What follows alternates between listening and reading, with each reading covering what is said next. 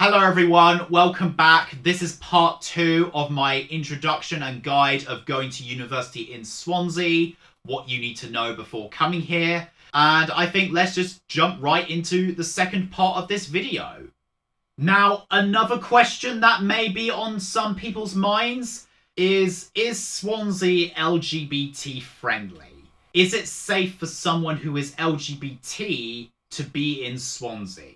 And you would think that it is safe because this is the UK and the UK is a first world country. However, the answer to this is actually controversial. Now, I wouldn't say that it's dangerous, regardless of what you identify as. However, like I've said, the city is still pretty behind the closet. So even if you are gay, transgender, transvestite, non-binary, etc., most of the locals won't do anything to you physically for expressing yourself publicly. No one in Swansea is going to assault you or beat you up for wearing women's clothes as a man in public, or two men holding hands on the street as an example. Even if that does happen, it's usually very rare, and it's illegal to do that anyway. However, you may get harassed, catcalled, and have a lot of stares and glares towards you by majority Dino hooligans, Swansea boomers, and other foreigners who come from places where being gay is illegal. You may encounter some Dinos who will be very arsey about what you identify as. And these are usually the same guys that watch a lot of Andrew Tate manosphere content and support Tommy Robinson and believe the far-right conspiracy theory that trans women are perverts and paedophiles and so on, who will question you about what you identify as. And I think the bouncers at the nightclubs can be a bit of a dick about it also. I wouldn't say that the majority of Swansea people are homophobic or transphobic, but I think a good handful of them are borderline homophobic and transphobic. There is an LGBT community in Swansea, but it's not very big compared to a lot of towns and cities I've been to in the UK. Going back to what I was saying, Swansea doesn't have a proper LGBT nightclub. There are two small gay bars such as Dorothy's and Wine Street, and there's another one near Liz Glass. There are also a couple of other clubs that claim to be LGBT friendly, but that's about it. Unfortunately, there are a couple of nightclubs and cocktail bars in the city that do have gender-segregated dress code door policy rules, where men can't get in wearing shorts or wear anything that reveals the toes, but women can get in a really skimpy dress, high heels, and even Crocs, which can come across as really discriminatory towards someone who is a transvestite male like myself, and might upset a lot of other people as well.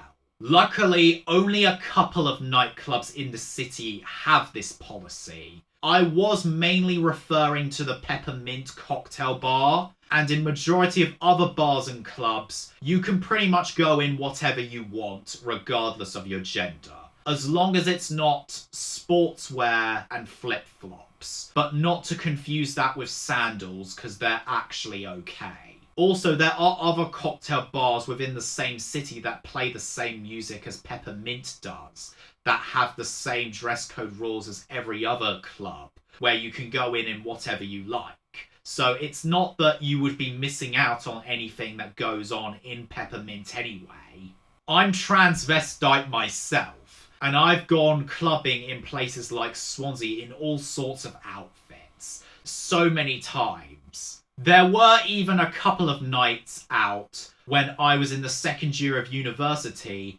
I went out, I'm pretty sure it was at the Bookshop cocktail bar. I went out in a certain outfit, and looking back at it now, I'm now really embarrassed and regret wearing what I was wearing. And I'm not going to show exactly what I was wearing, because it's too embarrassing. And sometimes I think to myself, oh my god, why the hell did I dress like this on the night out? And have had a couple of Dino hooligans look at me like this for what I was wearing. Overall, I'm not saying that you can't go to Swansea as the way you are, regardless of what you identify as. But you probably have to be a bit more careful about it compared to other places that are more liberal. Another question that may be on other people's minds, especially if you're an international student, is Swansea multicultural or diverse? And I would say there sort of is. But sadly, I would say that Swansea is one of those cities in the UK where multiculturalism has kind of failed. Now, obviously, the multiculturalism in Swansea is nowhere near as vibrant as somewhere like London or America is. You probably won't meet anyone who comes from anywhere interesting and exotic. Even if you did, you'd have to be very lucky for that to happen here in Swansea. A lot of ethnic minority communities in Swansea are usually the same ethnic minority communities that you would find in somewhere like the Midlands and Birmingham and these kinds of places. So therefore, there is quite a large South Asian community. There's quite a large Middle Eastern community. There's a pretty large African community. And then there is a large Southeast Asian community as well. It's mainly those typical ethnic minority groups that you would get here. And in terms of other white communities, you've got Central Europeans and Italians as well. There are some North American international students that come to study in Swansea as well. I think when it comes to ethnic minorities in the UK as a whole, though, this is quite a difficult, sensitive topic to talk about. I would say that there is some racism in Swansea. When you're in Swansea, you'll probably be able to tell that Swansea can be quite a racist area based on how racially segregated the city is. You won't find the communities who are of colour descent mixing very well with the white people. And that I'll admit, I didn't necessarily have a positive experience with some of those communities myself when being in Swansea. One time I was in one of the R&B dance floors, which was at the time called Fiction. There have been a couple of girls who were brown. I think they were either South Asian or Arab. They were aggressively unfriendly towards me because I think you call it cold approached. So I cold approached them and I didn't know them at all. I only approached them because I thought that they were good looking. And it wasn't like I was getting too close to them or anything like that. But they did make me feel like I was doing that, even though I wasn't. And I do think that regardless if you're interested in someone or not, there's no need to act mean and horrible towards them. Especially if you don't know them, other than you just want power over that person and that you're selfish. And some other communities from other parts of the world in Swansea can be like that because they've experienced racism within the city themselves. And I think there is some truth that locals in Swansea can be a bit closed-minded on race. There's a number of reasons why this is happening. It wouldn't surprise me if some Swansea boomers were quite racist and xenophobic and just don't like foreigners as a whole because they're old-fashioned minded and that they still can't get over the 1960s period.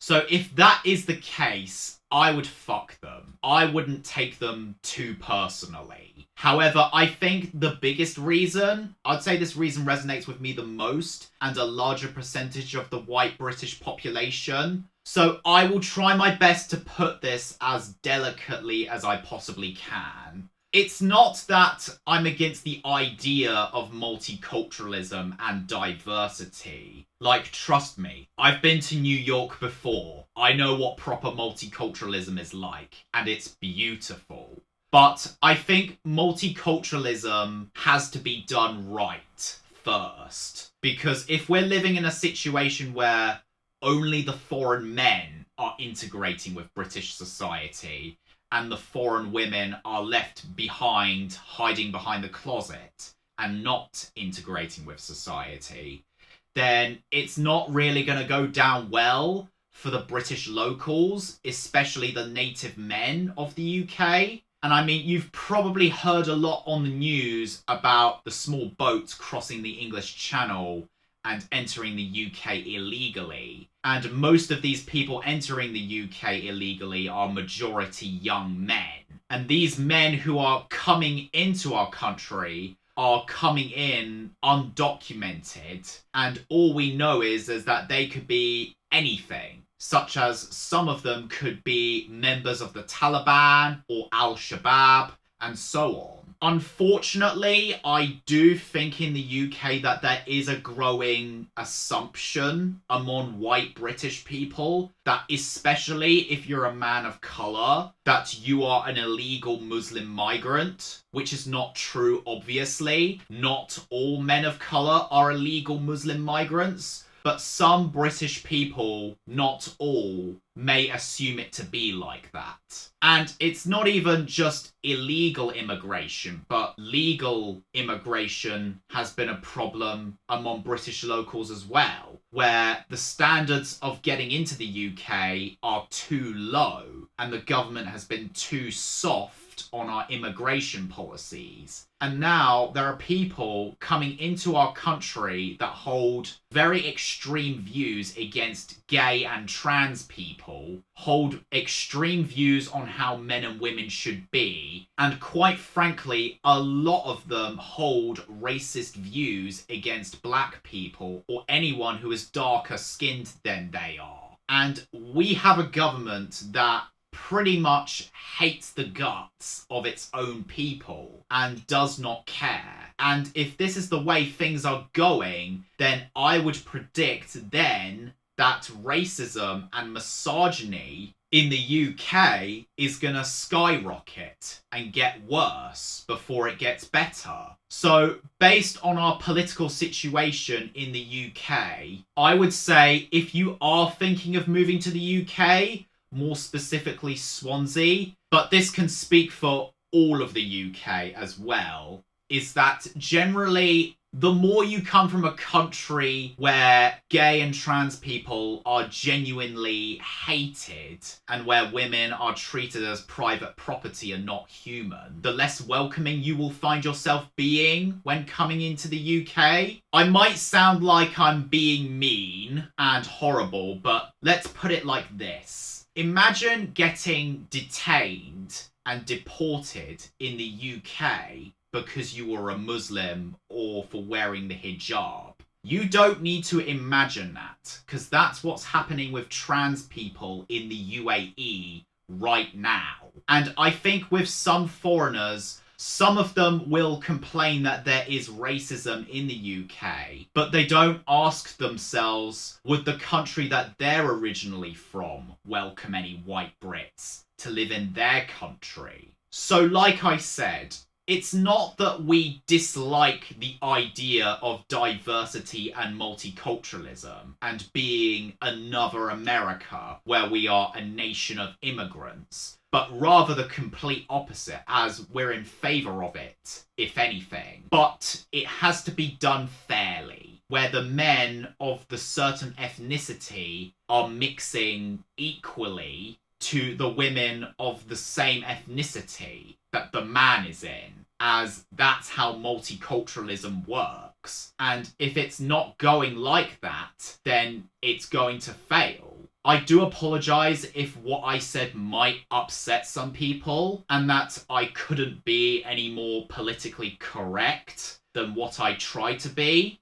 But overall, my advice would be, if you are thinking of going to university in Wales, your best bet would probably be going to either Cardiff or Aberystwyth. It's difficult to recommend going to university in Swansea unless if you actually live in Swansea or live nearby it, or that you're studying a specific course that only Swansea can provide. Because for everything that I've just said, Swansea as a city has a bit of work to do on itself before I can consider it suitable to live in. Although Cardiff can also be classified as a shithole also, Cardiff is a much larger city, so therefore there's more going on over there compared to that of Swansea. And even if you don't like Cardiff, Bristol is only an hour away from Cardiff.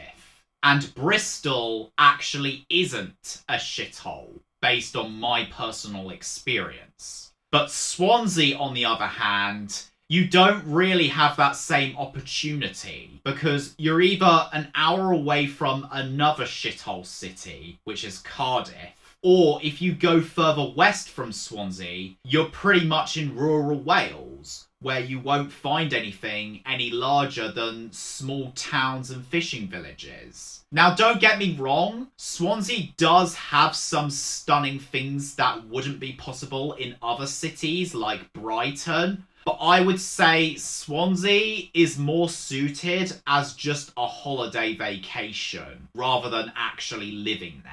Swansea can be fun for just a 4-night stay, but if you stay for longer than, let's say, a week, then the longer you stay in Swansea, the more sickening you will find the place to be. And the reason why I recommend Aberystwyth as an option is I've been to Aberystwyth twice now, and Aberystwyth will surprise you. Aberystwyth is a lovely, cute town.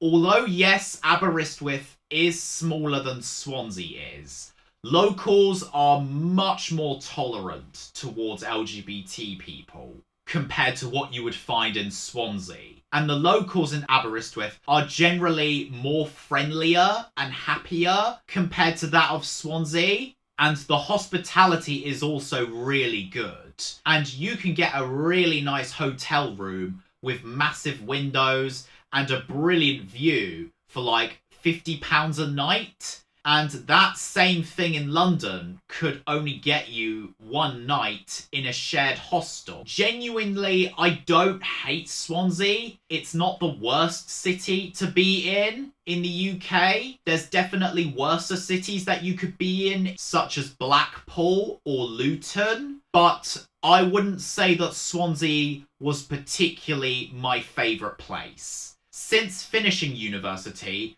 would I ever consider living in Swansea to do something else with my life over there? I think for the time being, it would have to be a no, for the reasons that I have just talked about. The society is a bit behind compared to other parts of the UK, and Swansea just isn't ready for that kind of stuff like multiculturalism and so on. However, I would be more than happy to come back to Swansea as a visitor or some sort of vacation someday, hopefully soon.